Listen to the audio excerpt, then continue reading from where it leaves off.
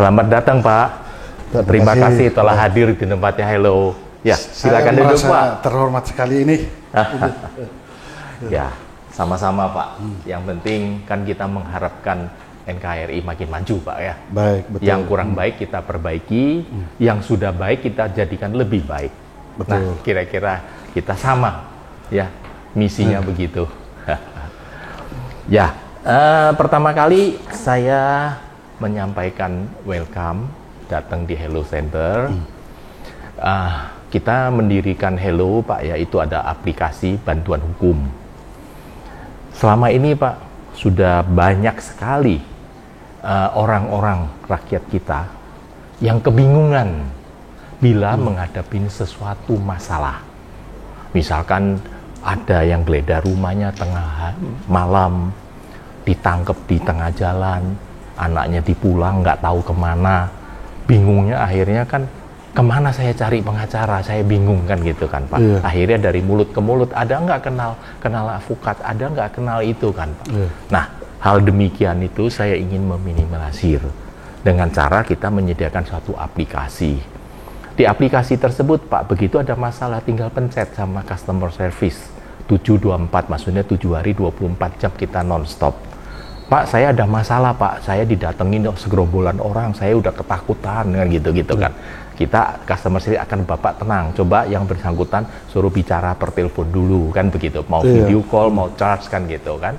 Kemudian kita tanya masalahnya apa, oke sebentar rekan kita akan kita kirim ke sana. Jadi misalkan saya lokasinya di dekat Tanjung Priuk, saya dapat notis kan dari Hello, coba meluncur ke sana, ada yang ditahan di Polsek misalkan begitu kan Pak. Sehingga kita bisa menanganin dan rakyat bisa mendapat bantuan hukum seketika. Kalau soal rezeki terserah, silakan runding sendiri kan gitu Pak. Tetapi prinsip kita sebagai advokat kan kita wajib membantu orang Pak yang mengalami kesulitan. Selanjutnya baru kita bicara ada tidak honor atau rezeki, kan kira-kira gitu Pak. Betul, kalau betul. hanya honor rezeki tidak mau bantu orang itu tidak layak dia jadi advokat. Betul. Kira-kira sependapat kan ya? Iya, saya justru dengan apa yang menjadi ide yang sudah direalisasikan sama Bang Frederick, saya sangat apresiasi sebagai lawyer muda, khususnya kami anak NTT juga yang memang banyak belajar juga dari Bang Frederick. Terima Tapi kasih. pemerintah juga harus mendukung sekarang ini nih. Iya. Ide brilian dari Bang Frederick yang seperti ini nih. Betul. Karena kalau untuk penegakan hukum dengan diberi hanya dengan proses dengan aplikasi seperti ini, saya yakin akan untuk mendapatkan keadilan itu tuh masyarakat kalangan bawah mereka tidak mengalami kesulitan. Iya. Itu. Betul. Sekarang kita melihat banyak kasus orang-orang kecil itu dipermainkan. Iya. Ya kan Pak, dipermainkan oleh oknum. Iya. Saya tidak sebut siapa Pak, permainkan oleh oknum. Yang mana kalau ada keterlibatan kita justru mereka itu akan hati-hati Pak. Ya, tidak betul. sedemikian rupa lah Pak. Tidak segalak yang mereka yang lakukan pada rakyat yang tidak berdosa. Karena orang berdosa tidak berarti dia harus dihukum berat. Ya. Kan begitu kan. Betul. Lihat apakah ini bisa dimaafkan kan gitu kan. Dicarikan perdamaian, tidak semata-mata setiap orang salah hukum mati. Oh, kacau kita Pak itu Pak. Nah, kira-kira bermotivasi itulah saya mengajukan suatu Hello. Di Hello itu kita ada podcast ya, kita mengundang tamu-tamu yang udah kita seleksi untuk membicarakan apa kira-kira yang Bapak pikirkan, apa yang diharapkan. Ya, kira-kira itu hanya sekedar kita sampaikan apakah itu Hello. Ya, kita mulai ya Pak ya. Oke. Bagaimana pendapat Bapak terhadap polemik yang masalah pengaturan capres cawapres dalam hal debat yang diwajibkan oleh undang-undang yang sekarang ini lagi heboh ini. Oh iya. Pendapatnya bagaimana kira-kira mengerti? Kebetulan ya. Saya juga sebagai lawyer, politisi juga. Jadi proses untuk debat capres dan cawapres ini kan sudah diatur oleh undang-undang. Betul. Nah, undang-undang pemilu ini, undang-undang nomor 7 tahun 2017, bahwa wasit dalam hal ini adalah KPU. Betul. Itu yang sudah diatur di pasal, kalau tidak salah, 277 ayat 1, Ya. bahwa KPU menyelenggarakan 5 kali debat. Ya. Itu 5 kali debat, diantaranya 3 kali debat capres, 2 kali debat cawapres. Nah, yang terakhir ini memang bahwa KPU belum memutuskan bahwa untuk debat cawapres ini ditiadakan, tapi yang saya tahu bahwa debat cawapres tetap akan didampingi oleh capres. Porsinya tetap berbeda. Pada saat debat capres, porsi terbanyak adalah itu diberikan ke capres.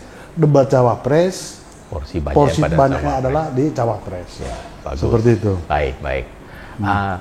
Kira-kira apakah ada indikasi kepentingan salah satu calon terhadap peraturan yang akan dilakukan oleh KPU ini? Apa kira-kira ada dugaan atau mendapat informasi? Kan kebetulan kan Bapak kan di satu partai yang cukup besar ya, bukan partai kecil kan gitu kan. Barangkali ada informasi atau memang tidak ada gitu. Kira-kira gimana? Kalau berbicara informasi di media sosial juga ini kan tidak bisa dikontrol ini nih. Betul. Bahwa kalau pengguna media sosial tidak menggunakan media ini dengan cara yang benar, pasti akan ada isu-isu negatif yang seperti itu.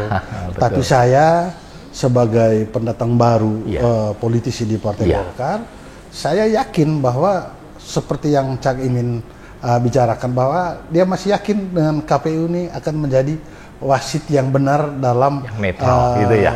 Pertarungan di 14 Februari 2024. Ya, saya masih yakin. Ya. Saya yakin kita sekali. oke, bagus Pak. Ya, kita menyinggung lanjut bagaimana terjadi suatu statement yang dilakukan di publik, Pak ya, melalui satu media yang besar.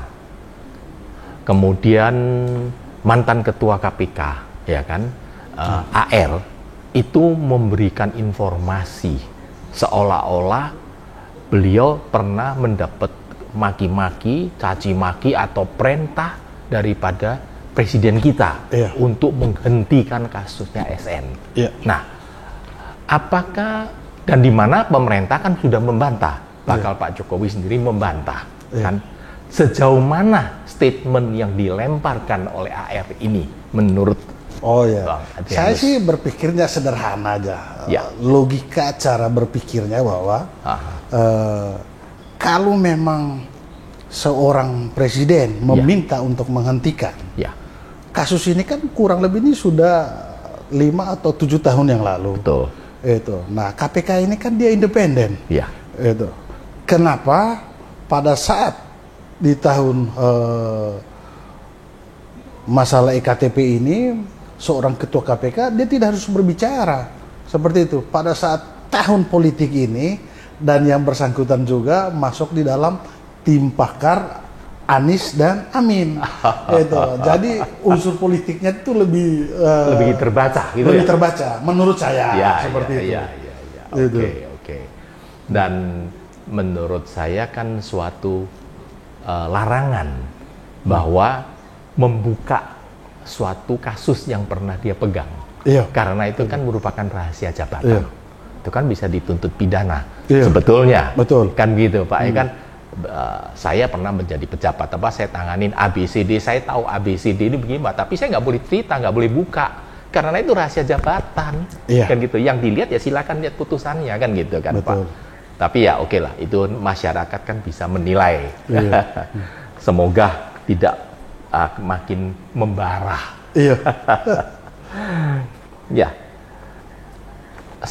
Mungkin belakangan ini kita semua tahu kan, ketua KPK yang sekarang FB, beliau tiba-tiba ditetapkan jadi tersangka. Terlepas materi perkaranya benar atau tidak, kita tidak pernah komentar dan tidak boleh berkomentar, Pak ya kan. Tapi dengan ditetapkan FB sebagai tersangka, apakah itu ada indikasi, Pak, ingin melemahkan KPK, Pak? Saya harus menjawab tegas terkait itu, bahwa KPK betul-betul dalam posisi paling lemah itu eranya Firly Bahuri ini. Itu. Jadi saya berpikir bahwa apa yang terjadi sama Firly Bahuri itu benar. Itu. Karena saya juga bisa pastikan terkait fakta-fakta terkait dalam kasusnya Firly ini. Seperti begitu itu. Ya. Yang lebih punya informasi mendalam kira-kira gitu. Saya punya informasi lebih mendalam. Itu kita tidak bicarakan di sini, Pak. Itu. Tapi kira-kira jadi sehingga di masa FB ini berarti kan posisi KPK itu pada titik terendah lah. Titik terendah, sangat titik terendah. Oke. Ya mudah-mudahan bisa segera bangkit kembali kan kira-kira gitu. Nah, kira-kira dengan memblow up atau mengangkat, menghebohkan kasusnya FB ini, baik di media sosial maupun dalam hal ini di dunia politik, kan? Apakah ada indikasi, Pak? Ada pihak-pihak tertentu yang campur tangan atau menyuruh atau setidak-tidaknya membuat skenario supaya misalkan maaf ya, saya membongkar borok situ kan, Pak. Berarti saya sengaja mempermalukan situ kan, Pak. Padahal kita sama-sama tahu ya, saya punya borok, situ juga punya borok. Kasarnya begitu kan, Pak. Nah, dengan adanya ini dibongkar, apakah ada suatu indikasi, Pak, pihak-pihak tertentu yang ingin mengaduk kolam itu jadi keruh? Atau bagaimana kira-kira, Pak? Kan ini sudah rawan, ini kan dekat 14 Februari kan tinggal berapa hari lagi. Kalau dari kacamata saya, bahwa memang Ketua KPK ini juga dia bermain politik juga dia di sini, dan malah terindikasi bahwa ada yang warna tertentu yang membackup yang bersangkutan ini. Tapi di luar dari fakta itu yang kita tidak harus bicara seperti itu, bahwa dengan dia ditetapkan sebagai tersangka ini, saya yakin sekali khususnya Direktur Kriminal Khusus Polda Metro Jaya menetapkan beliau sebagai tersangka dengan minimal 2 alat bukti yang cukup. Gitu. Jadi ya dia harus menjalani proses hukum ini. Itu. Yang terjadi sebelumnya, zaman ketua sebelum FB, kan banyak laporan-laporan. Sebetulnya itu mereka itu kan sudah cukup alat bukti, kan gitu kan. Tahu-tahu kan perintah daripada presiden hentikan penuntutannya. Kan terjadi itu, Pak, pada periode-periode sebelumnya. Termasuk kepada AR, laporannya itu kan sudah cukup, Pak. Sudah dikeluarkan SPDP, kan gitu kan, Pak. Tahu-tahu perintah hentikan, kan gitu, Pak. Tidak boleh diproses lebih lanjut. Nah, dalam hal ini terlihat, Pak, ini proses tetap bergulir, Pak. Saya tidak ngerti ya, Pak, dalamnya ada yang perintah atau memang dibiarkan bergulir. Kelihatannya beda. Pimpinan yang dulu-dulu itu dapat hak istimewa. Begitu sudah dijadikan tersangka, sudah mau disidangkan, hentikan. Kan gitu kan, Pak, ya. Baru sudah SPDP, hentikan. Kan gitu kan, Pak. Ya, ini kok enggak, biar gulir terus, Pak. Ini kan nyungsep kan gitu, Pak, jadinya, Pak. Nah, kira-kira indikasi apa itu, Pak? Sebenarnya begini, kalau kita berbicara tentang itu, bahwa hukum ini sekarang ini bukan menjadi panglima lagi. Itu. Hukum bukan menjadi panglima lagi, dan ada fakta-fakta yang terjadi juga bahwa para penegak hukum ini menjadi alat kekuasaan. Gitu. Itu yang terjadi. Betul. Seperti itu. Iya. Nah, kira-kira analisanya daripada Bapak, apakah ada pihak-pihak tertentu, Pak, yang mengatur, membuat ini gelombangnya semakin gede kan, Pak?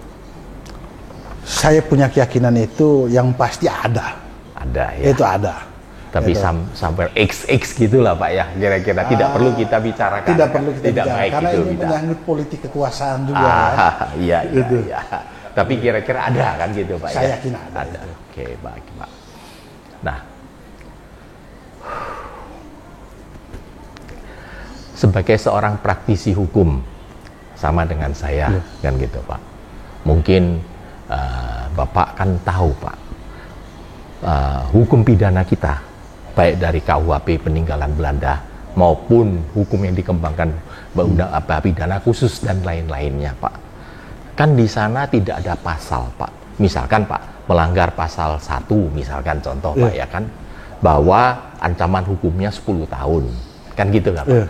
Kan tidak ada satu pasal yang menyatakan dan wajib ditahan, kan nggak ada Pak. Kata-kata wajib ditahan kan nggak ada Pak. Itu kan tergantung penilaian daripada penyidik.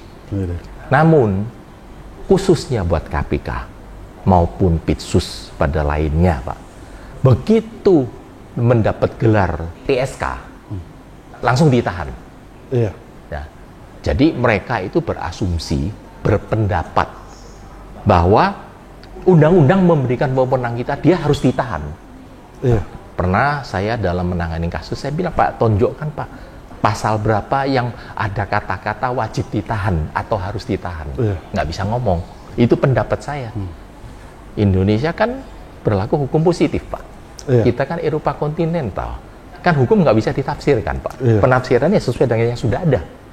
Kan itu penafsiran pribadi kan Pak. Betul. Nah kalau sekarang menurut penilaian daripada penyidik, itu kan sudah subjektif sekali kan. Tidak objektif lagi kan. Gua nggak seneng lu, gua tahan aja gitu Pak. Wah ini hoping saya ini. Nggak ada lu kok tahanan luar dulu deh, nggak usah. Kan kira-kira begitu Pak. Akibatnya kan. Kira-kira menurut Bapak itu, apakah hukum kita ini boleh Pak ditafsirkan sesuka-suka? Setiap penegak hukum kan menafsirkan hukum sesuka-sukanya Pak. Sehingga kita punya sistem Eropa kontinental ini kok sudah melenceng Pak, jadi Anglo-Saxon jadinya. Saya bilang justru yang menjadi persoalan hukum ini betul-betul diperdagangkan karena oknum saya bukan berbicara institusi. Oknum penegak hukum ini dia merasa dia punya diskresi full. Akhirnya mereka menakut-nakutin orang yang patut diduga, orang yang diduga.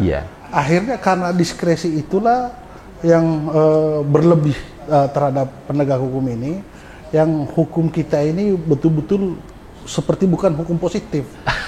Seperti itu. Begitu ya. Iya.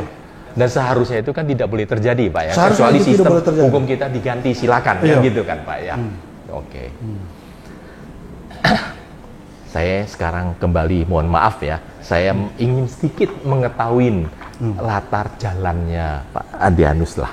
Kira-kira begitu Pak. Bisa ceritakan sedikit perjalanannya bagaimana suatu hari ini Pak Adrianus sudah bisa menjadi advokat yang terhormat, bisa masuk partai, bisa menjadi caleg, ikut partai bukannya abal-abal kan, partai gede kan gitu kan. Bisa sedikit ceritakan pada pemirsa lah kira-kira bagaimana kira-kira.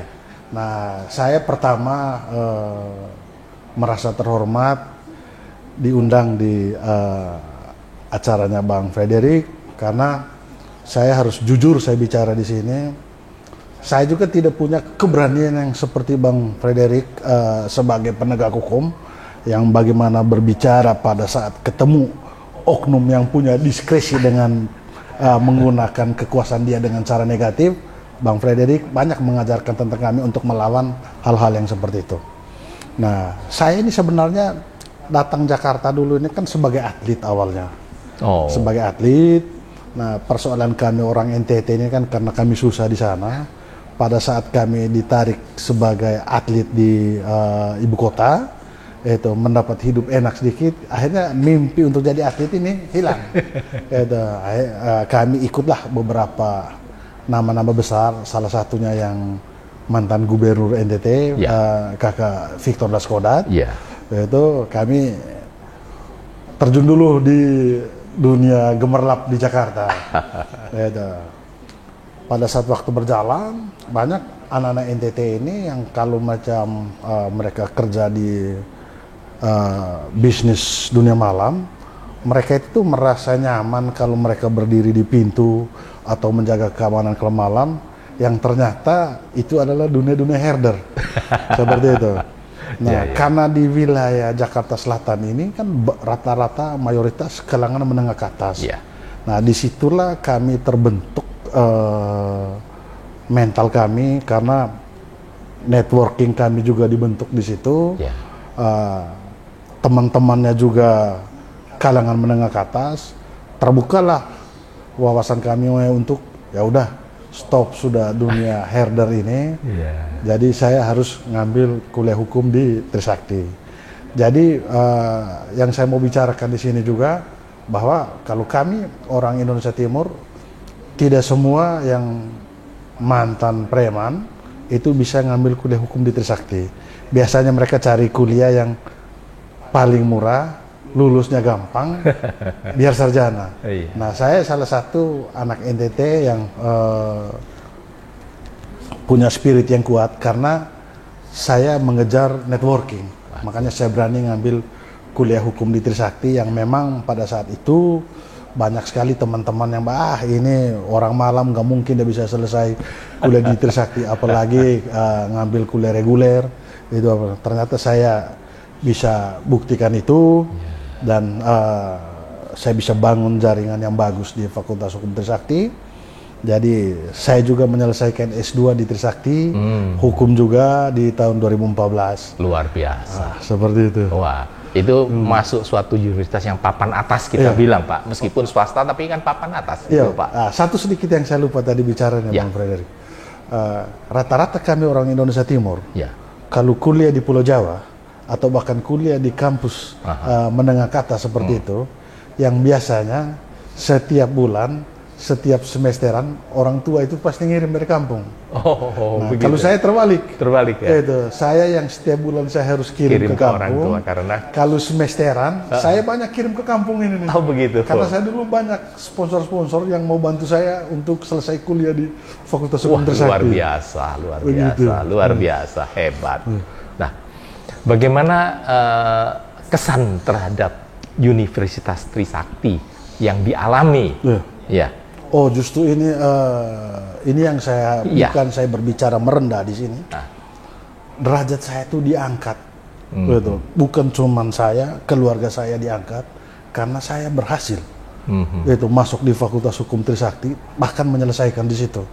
Karena kacamata dan fakta yang sebenarnya bahwa yang masuk kuliah di Trisakti itu rata-rata kalau orang daerah minimal anak kepala dinas, tapi bukan kepala dinas yang biasa-biasa, pasti anak kepala dinas PU atau anak bupati, mereka bisa kuliah di Trisakti. Nah, sementara saya ini hanya anak petani biasa, itu bisa menyelesaikan. Makanya bahwa derajat saya itu diangkat karena saya bisa menyelesaikan pendidikan hukum di Trisakti. Luar biasa, Pak ya, dengan background anak seorang petani biasa, tapi bisa masuk ke kalangan elit, kan kasarnya kan begitu, Pak. Betul. Nah, itu suatu luar biasa.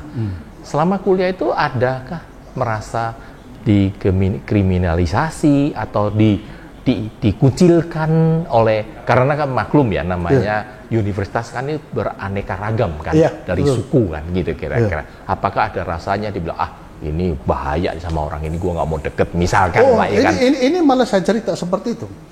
Bahwa saya itu bersyukur punya mental keberanian yang lebih. Bahwa saya tidak diwariskan dari saya punya orang tua bahwa berapa sawah yang saya dapat karena saya orang daerah kan, berapa kebun yang saya dapat. Tapi saya punya keberanian yang tinggi. Jadi ini saya cerita. Di Trisakti pada saat awal-awal sebelum saya dapat bantuan beasiswa, pada saat saya mengajukan permohonan untuk penundaan pembayaran untuk mengisi KRS, misalnya tidak diberikan sama dekan, ini saya bertanggung jawab untuk ini meja saya sampai balik-balikin. Saya bilang, di mana hati kalian? Saya bukan minta tidak bayar kuliah di Fakultas Hukum Trisakti ini, saya hanya minta untuk ditunda. Karena ekonomi keluarga saya sangat tidak bagus. Saya juga harus hidupin keluarga saya. Jadi biasanya kan kalau macam mahasiswa buat keributan seperti itu di depan wakil dekan satu, itu kan pasti kena komdis. Saya tidak mau tahu seperti itu. Pada saat mereka mau menyalahkan saya, saya akan keluarkanlah saya punya kemampuan ini dunia persilatannya saya. Seperti Luar itu. biasa. Itu. Ya. Tapi akhirnya dikabulkan kan Pak? Oh, akhirnya dikabulkan. Nah, terus orang yang paling berjasa juga dengan saya pada saat itu Rektor Trisakti. Oh. Itu Rektor Trisakti yang namanya Pak Tobi Mutis. Iya. Dia sangat perhatikan orang Indonesia Timur untuk pendidikan. Jadi saya mengalami kesulitan biaya pada saat kuliah itu tuh hanya semester 1 sampai semester 2. Nah, semester 3 itu saya sudah dapat beasiswa full dari Rektor Trisakti. Wah, luar biasa rektornya ya. Berarti dia benar-benar ingin membina Pak putra-putri dari daerah. Ya, gitu, harusnya Pak. seperti itu. Kalau macam beberapa orang aja, orang NTT yang bisa memberi beasiswa pendidikan seperti Prof. Tobi Mutis itu, Iya.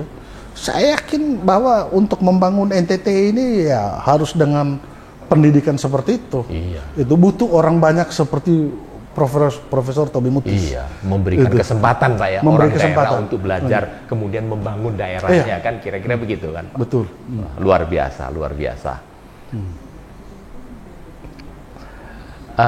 Ketika Pak Adrianus itu menjadi praktisi hukum, pernahkah mendapat tekanan, teror atau suka dukanya apa kira-kira yang paling diingat lah, kira-kira yang dialamin? Oh gitu. ya. Yang paling diingat lah, kalau suka duka mungkin ribuan kan gitu. Iya. Cukuplah contoh 1-2 gitu. Saya kalau berbicara seperti itu, saya mengurus kasus kriminalisasi di Kepulauan Riau. Iya. Itu saya diteror, ditekan oleh oknum penegak hukum ya. Gitu ya. Tapi ya saya masih bisa berdiri tegak di situ. Pantang mundur Pak ya. Pantang Iya, mundur. menegakkan keadilan gitu Pak. Dan itu saya harus jujur, saya belajar dari Bang Frederick. Oh, terima kasih. Itu. Luar biasa, luar biasa. Sementara di lapangan pernahkah mengalami sesuatu yang membuat kesan Pak? Contoh Pak, yang sering terjadi ketika kita melakukan bersama-sama dengan jurusita melakukan eksekusi. Itu rawan sekali. Yeah. Biasanya itu kan pemilik tidak ikhlas kan gitu kan Pak ya, gunakan massa, gunakan oknum-oknum tertentu kan gitu kan Pak, menyerang yang di sasaran pertama itu kan biasanya avokatnya yang jadi sasaran pertama. Seperti contoh saya Pak, saya eksekusi suatu tempat yang elit di daerah Menteng Pak. Saya dikejar 300 orang lebih Pak, bawa celurit kan Pak, sampai saya lari terbirit-birit karena penegak hukumnya pada lari, ya saya ikut lari gitu Pak. Apakah ada pengalaman seperti itu yang dialamin Pak? Ini yang saya tetap. Background saya sebenarnya di situ. Oh gitu. Saya sebelum jadi pengacara, Iya. kami ini selalu dipakai sebagai alat Ya. untuk posisi menyerang eksekusi itu atau bertahan terhadap eksekusi itu. Ya. Itu. Bahkan ini kalau saya cerita tentang siapa saya sebenarnya sebelum saya jadi politisi, jadi apapun semua. Bahkan misalnya begini, ada suatu objek pada saat mau dibacakan jurusita. Ya. Nah, kami punya tim yang untuk bagaimana caranya surat itu tidak dibacakan, kami harus sobek atau apapun semua di situ. Wah, luar biasa. Itu. Dan itu rata-rata itu pekerjaan kami ya Yang dahulu ya. yang dahulu seperti itu. Kami menerima kerjaan seperti itu. Bahkan sampai sekarang teman-teman saya ya kami menerima pekerjaan seperti itu. Oke. Itu. Nah, itulah spesialisasinya saya. Oh, luar biasa, luar biasa. Itu. Ya. Tapi sebagai seorang senior dalam dunia advokat,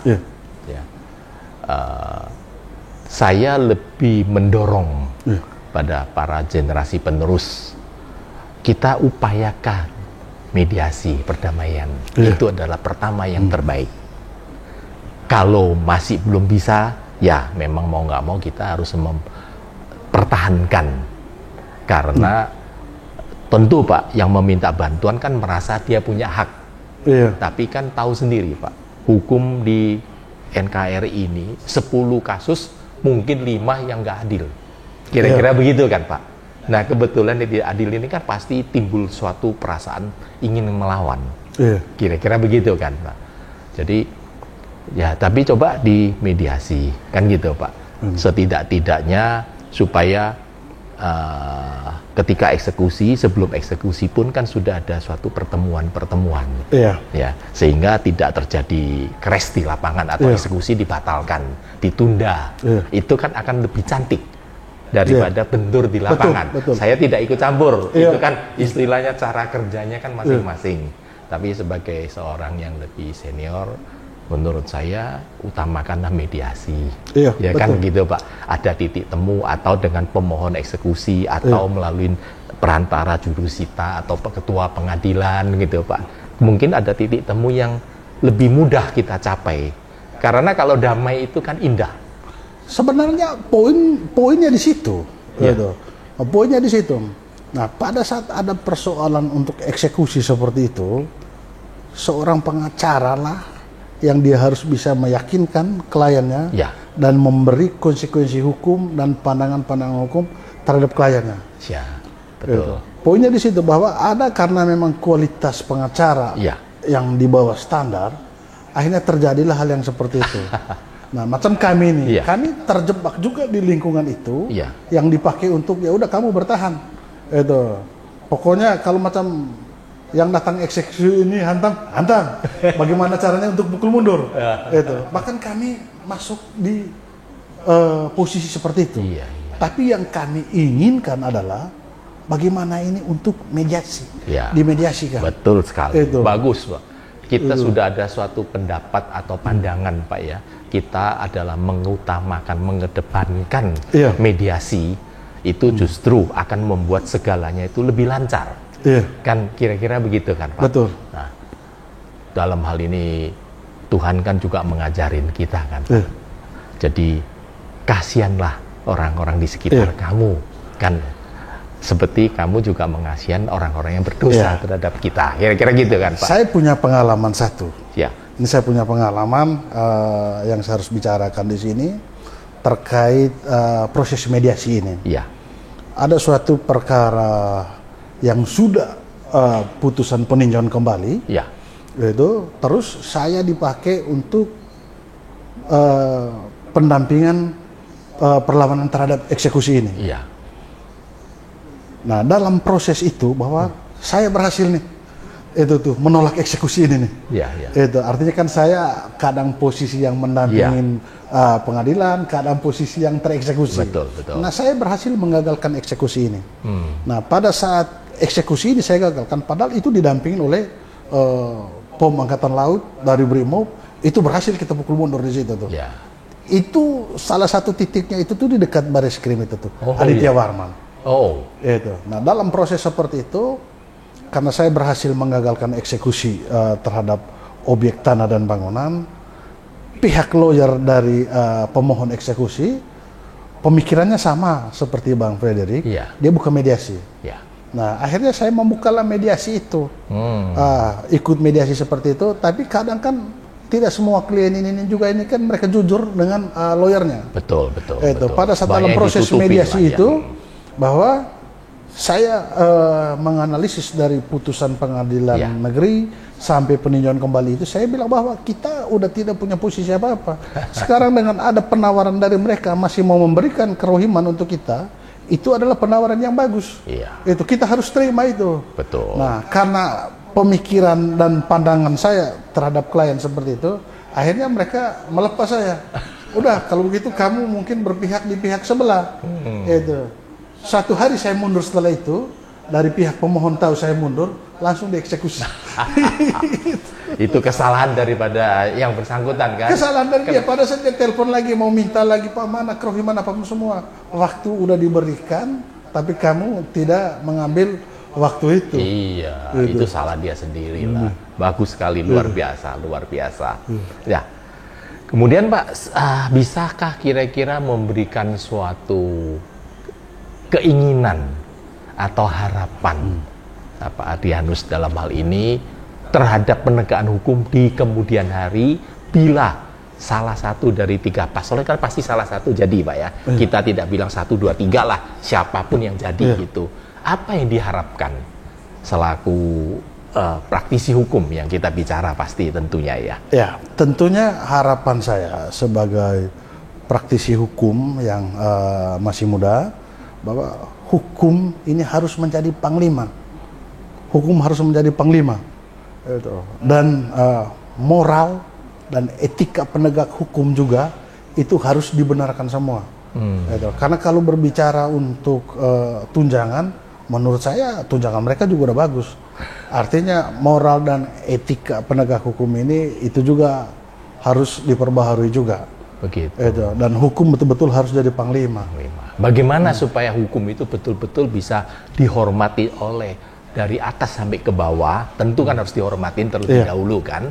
Kemudian ditaati kan pasti ya. Kalau hukum tidak ditaati kan sulit. Nah, kira-kira punya suatu gambaran atau suatu keinginan nggak bagaimana supaya bisa terjadi suatu perubahan, setidak-tidaknya berubah secara bertahap. Kalau gratis kan balik tangan tidak mungkin kan gitu kan ya. Apa yang kira-kira diharapkan? Karena begini, sebenarnya terkait itu peraturan Kapolri juga kan sebenarnya itu sudah terkait restoratif justice itu. Nah, persoalan utama kita adalah di moral. Moral oknum penegak hukum ini. Mungkin di situ mungkin tugas pembuka agama ya. Jadi khususnya para oknum betul-betul agamanya harus kencang mereka di situ agar moralnya mereka itu tuh betul-betul menjalankan bahwa saya ini betul-betul melayani sebagai pelayan masyarakat, sebagai pelayan negara. Jadi betul-betul melayani rakyatnya, betul-betul moralnya mereka itu harus dibentuk, diperbaharui. Memang selama ini banyak sekali oknum yang inginnya itu dilayani, bukan melayani kan, inginnya dilayani. Nah, itu yang membuat yang di lapangan ini pusing tujuh keliling kan ya gitu. Ya, kita harapkan untuk masa pemerintah yang akan datang tahun 24 kan sudah di ujung mata lah, sebentar lagi udah sampai. Ya mungkin seperti Pak Adrianus kan siapa tahu kan gitu kan ya, pilihannya itu meledak dan Pak Adrianus menjadi anggota DPR kan gitu kan. Ya coba usahakan bagaimana hukum bisa menjadi panglima. Tentu semuanya itu kan baik eksekutif maupun yudikatif dan atau legislatif. Yang prinsip satu, tidak mungkin Pak, karena ada oknum 10 dalam 100 orang, kemudian 100 orang kita matiin semua atau matiin karilnya Pak. Kan tidak adil Pak. Ya yang nggak bener lah yang kita benerin kan gitu kan, atau kita tuntun. Mungkin dalam hal ini perlu adalah suatu peningkatan pendidikan agama, ya kan, atau meningkatkan suatu pengetahuan menghayati apakah itu Pancasila. Kan kira-kira gitu kan Pak. Pancasila kan mengangkut ketuhanan yang Maha Esa, semua golongan sama. Tidak bisa dibedakan lah. Kira-kira begitu sependapat Pak ya? Ya, saya sepakat dan satu frekuensi seperti itu. Luar biasa. Ya. Kemudian apakah untuk kita ingin menyelesaikan masalah ya diskusi lah Pak yang ringan ini, adakah pesan-pesan yang Pak Adrianus ingin sampaikan kepada siapapun yang menonton daripada kita punya diskusi inilah, khususnya buat generasi muda maupun yang sudah tua Pak, karena tua belum tentu lebih ngerti dari yang muda. Apa kira-kira ingin disampaikan Pak? Khusus untuk adik-adik yang masih belajar, yaitu untuk menjadi pengacara ini jangan selalu berpikir tentang koin. Yaitu kalau mau untuk punya nama besar, mau menjadi pengacara yang hebat, kita harus membuat poin yang bagus. Betul. Kalau kita punya poin bagus di masyarakat, koin pasti akan datang sendiri. Kurang lebih seperti itu. Luar biasa, luar biasa. Ya, terima kasih Pak sudah atas waktunya dan diskusinya ini. Semoga di kesempatan yang akan datang kita akan lanjutkan untuk diskusi lanjut. Siap, baik. Ya. Terima kasih Pak. Terima kasih. Terima kasih ya Pak. Ya.